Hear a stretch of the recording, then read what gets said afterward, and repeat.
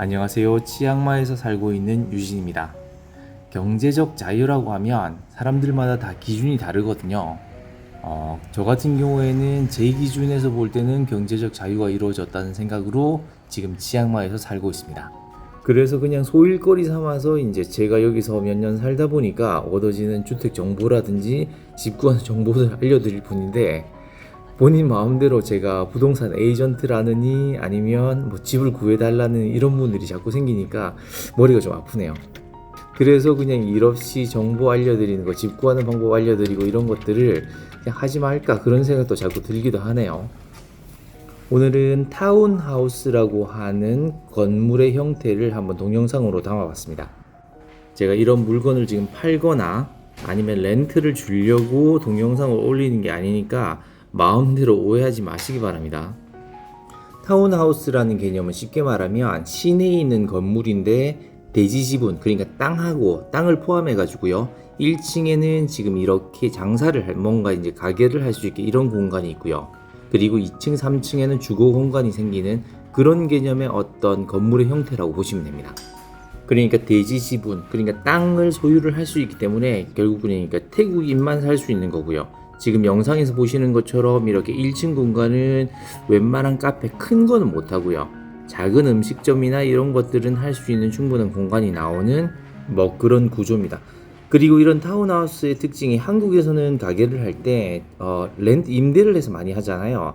근데 제가 알기로는 태국에서는, 특히 치앙마이에서는 타운하우스를 이렇게 하나 사가지고 그걸 사가지고 자기 가게를 하면서 2, 3층에서 주거를 하는 그런 형태가 더 많다고 들었습니다. 그러니까 가게를 하는데 그 가게나 건물이 자기 소유일 가능성이 한국보다는 높다는 거죠. 자, 이제 2층으로 올라가 보도록 하겠습니다. 치앙마이에서 사람들이 이해 못하는 것 중에 하나가 저녁에 한 6시, 5시 정도만 되면은 카페나 이런 것들이 다 문을 닫아버리거든요. 이런 것들도 아마 가게가 주인 소유인 게 영향이 좀 있을 것 같습니다. 그러니까 급한 게 없는 사람들이죠. 실제로 치앙마이에 오래 보면서 이제 사람들하고 알게 되면 이게 아파트라든지 아니면 카페 건물이라든지 이런 거를 하나만 갖고 있는 사람들이 많진 않아요. 보통 여러 개를 갖고 있더라고요. 산디탐 안에도 지금 아파트 5층짜리 건물이 한국 돈으로 시세를 따져보면 한 20에서 막 30억 정도 왔다 갔다 하거든요. 그런 건물들을 보통 한 개만 가지고 있는 게 아니라 두세 개 갖고 있는 사람들이 많습니다. 2층 보게 되면 2층도 이렇게 뻥 뚫려 있는 공간들이 좀 있거든요. 근데 타운하우스가 2층으로 돼 있는 것도 있고 3층으로 돼 있는 것도 있습니다. 이 집 같은 경우에는 3층으로 돼 있기 때문에 2층까지도 이렇게 뻥 뚫려 가지고 원한다면 이 공간까지도 손님들 받는 그런 공간으로 쓰려고 이렇게 해놓은 것 같습니다. 그리고 화장실도 1층, 2층 각 화장실이 다 있고요. 2층에는 이렇게 베란다 공간처럼 돼 있어가지고 여기에 시설을 좀 하면 여기 세탁기를 놓는다든지 아니면 뒤쪽으로 뭔가를 확장할 수 있게 외부로도 이렇게 콘센트가 하나 나와 있고 이렇게 돼 있습니다.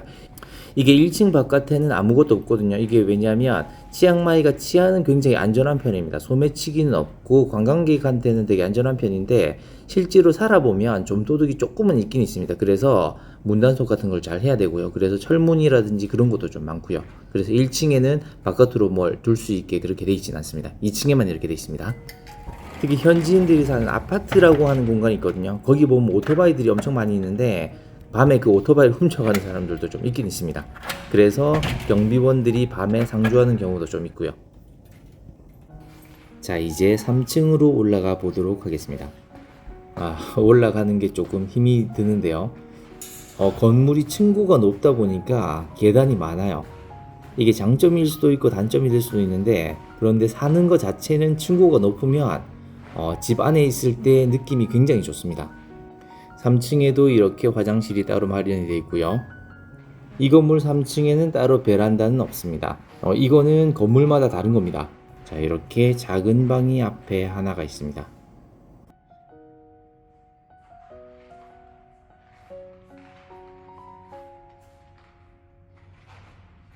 그리고 안쪽으로 해가지고는 도로 쪽으로 큰 방이 하나가 있습니다. 어차피 한국 사람들이 구매는 안 되고요. 렌트를 한다면 보통 이거 1년에서 2년 정도 계약을 기준으로 해가지고 한 달에 현지인 기준으로 태국인들이 제가 알기로는 25,000바트에서 30,000바트, 싸게는 20,000바트까지도 들어가는 걸로 알고 있습니다. 그리고 부동산 계약하실 때 한국하고는 개념이 다르거든요. 집주인이 에이전트한테 100% 돈을 냅니다. 그러니까 세입자, 한국 사람이 만약에 이런 집을 얻는다라고 했을 때 여러분은 내는 돈이 전혀 없다는 거죠. 그런데 이거는 태국인이 집주인이고 아니면 외국인이 집주인인 상태에서 에이전트나 부동산 소개한 사람이 태국인이었을 때 이제 얘기를 말씀을 드리는 거고요. 그런데 그 소개를 한국 사람한테 받았을 때 어떻게 되는지 그거는 저는 얘기하고 싶진 않습니다. 그리고 저는 분명히 말씀드리는데 부동산 에이전트 안 하고요. 여러분에게 개인적으로 집을 소개해드리거나 그럴 생각이 전혀 없습니다. 태국에서 그러지 않아도 될 정도의 경제적 자유는 이룬 상태에서 태국에서 살고 있습니다. 그래서 감사하지만 제 걱정은 안 해주셔도 됩니다. 이렇게 타운하우스에 대해서 치앙마이 산티탐에 있는 타운하우스 3층짜리 건물에 대해서 한번 소개를 해드렸는데요. 나중에 치앙마이에서 장기간 거주를 하시면서 은퇴 생활을 준비하는 분들이 계실 겁니다. 그런 분들은 대부분 주택으로 해서 차를 가지고 그리고 항동이나 산사이나 이쪽 지역에서 이렇게 차를 가지고 왔다 갔다 하면서 지내는 것도 고려를 하실 건데요. 이외에 만약 시내 딱 중심가에서 무반 비슷하게 2, 3층 집에 살고 싶다라고 했을 때 타운하우스가 하나의 대안이 될 수는 있겠다 이런 말씀을 드리고 싶습니다. 그런데 이렇게 하기에는 문제가 하나 있습니다. 산사이나 항동이나 이런 쪽에 어떤 무반 같은 경우에는 주택 가격이 그렇게 비싸지 않기도 하고요. 그래서 여기에 가구를 다 비치하고 월 2, 3만 바트 정도를 받으면 제가 알기로는 아마 그래도 한 5%, 6% 정도의 수익은 나는 걸로 알고 있습니다. 그런데 이런 타운하우스 같은 경우에는 일단은 매매를 중심으로 하기 때문에 집 안에 어떤 항동이나 이런 쪽에 있는 무반처럼 가구를 전체 풀 퍼니처로 배치를 해가지고 이렇게 임대를 하는 경우가 없기 때문에 만약에 1, 2년, 3, 4년 이렇게 계약을 한다라고 하면 가격을 25,000바트 정도까지 이걸 낮출 수는 있긴 할 건데 대신에 여러분이 이제 퍼니처 그러니까 가구하고 이런 것들을 세탁기라든지 TV 이런 거를 다 이제 준비를 해야 된다는 그런 단점이 있겠습니다. 그럼에도 불구하고 대신 항동이나 이런 쪽에 살면은 시내까지 왔다 갔다 하는 게 생각보다 한 20분 정도 운전을 해야 되기 때문에 이게 거리가 좀 생각보다 좀 있거든요.